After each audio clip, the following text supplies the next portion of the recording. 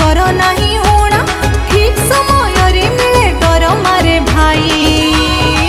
सबको top cutting संस्था सुजग दियो सबको टॉप कटिंग संस्था सुजग दियो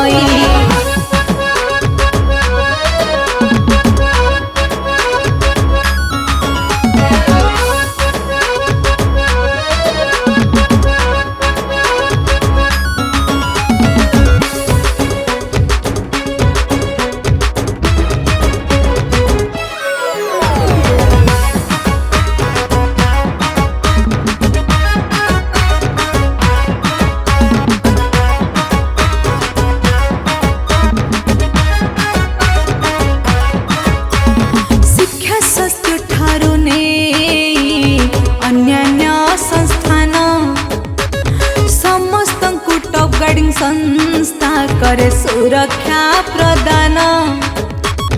प्राइवेट सिक्यूरिटी लाइसेंस प्राप्त ठके कारोबार को न थाए जे डर अरे आस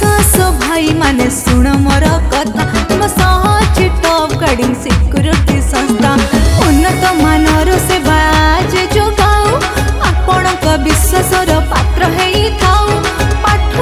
पाठ धरा जाए नहीं सबको टॉप कटिंग संस्था सुजग दियो सबको टॉप कटिंग संस्था सुजग दियो सबको टॉप कटिंग संस्था सुजग दियो सबको टॉप कटिंग संस्था सुजग दियो।